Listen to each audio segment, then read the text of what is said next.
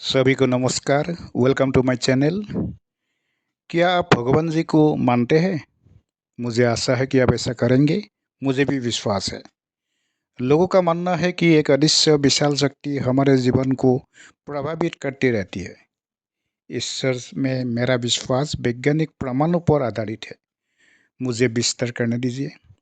शुरू करने से पहले मैं स्पष्ट रूप से बताना चाहता हूँ कि ये पूरी तरह से मेरी अपनी धारणा है, जो कुछ प्रसिद्ध पुस्तकों को पढ़कर सीखे गए कुछ सिद्धांतों का प्रैक्टिस करने से उत्पन्न हुई है। और इसका उद्देश्य किसी की धार्मिक मान्यताओं को कम करना बिल्कुल नहीं है। मैं केवल उन लोगों को विचार के लिए भोजन प्रदान करना चाहता हूँ जो इस मुद्दे पर ज्ञान के लिए उत्सुक है। यदि इससे किसी की धार्मिक संवेदनाओं को ठेस पहुँचती है तो मैं आपसे माफ़ी मांगता हूँ। हमारा मानना है कि भगवान प्रत्येक व्यक्ति के हृदय में रहते हैं। ईश्वर निराकार, अदृश्य और अपार शक्ति वाला है। भक्त भगवान पर प्रभाव डाल सकते हैं। ईश्वर असंभव को संभव में बदलने में सक्षम है। ईश्वर सर्वव्यापी है और अनेक नामों से जाना जाता है। हम बार बार प्रार्थना करके इसकी शक्ति को बदल सकते हैं। यदि वो हमारी प्रार्थना स्वीकार कर ले तो हम जो चाहे पूरा कर सकते हैं। मेरा मानना है कि भगवान हमारे दिल में नहीं बल्कि हमारे दिमाग में रहते हैं। हमारा शरीर दो रूपों में मौजूद है, शारीरिक और मानसिक।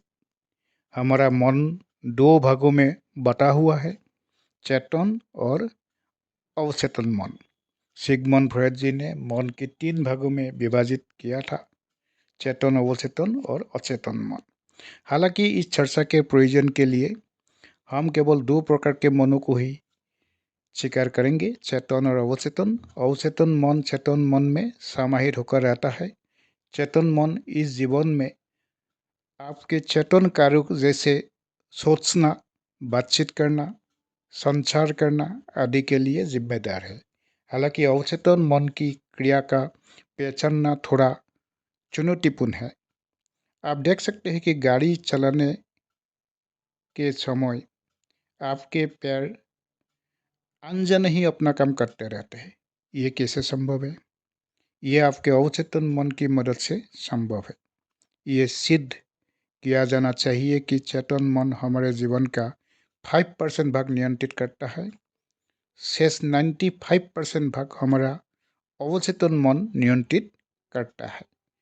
चूँकि हमारे जीवन का अधिकांश भाग अवचेतन मन के नियंत्रण में होता है, इसीलिए यदि हम अपने जीवन में बड़ी सफलता का सपना देखते हैं तो इसकी शक्ति को अपनाना आवश्यक है।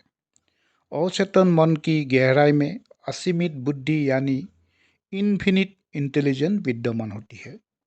ये महाशक्ति निराकार और अदृश्य है, लेकिन निरंतर प्रार्थना द्वारा आप इसे अपने लिए दावा कर सकते हैं।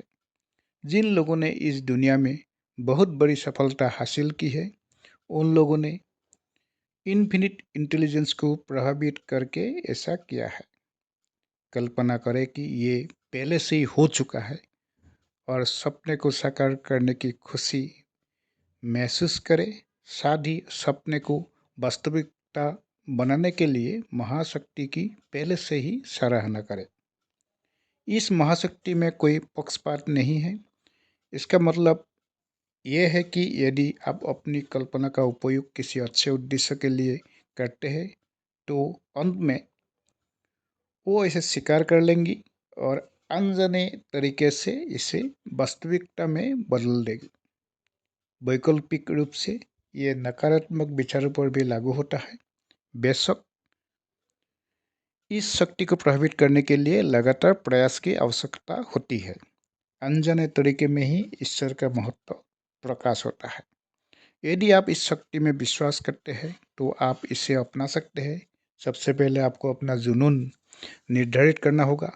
आपको सचेत प्रयास के माध्यम से अपनी ज्वलंत इच्छा या सपने को लगातार पोषित करने के लिए तैयार रहना चाहिए, जब तक कि ये आपके अवचेतन द्वारा स्वीकार नहीं किया जाता है। और प्रकट नहीं होता है। मैंने इसे व्यक्तिगत रूप में अपने जीवन में कई बार बनाया है। यदि आप रुचि रखते हैं तो कृपया नीचे दिए गए चरणों को पूरा करें। नंबर 1, लिखित रूप में अपने मुख्य उद्देश्य को स्पष्ट रूप से परिभाषित करें। समय सीमा, धन की राशि और अपने सपने का विस्तृत विवरण अवश्य लिखें।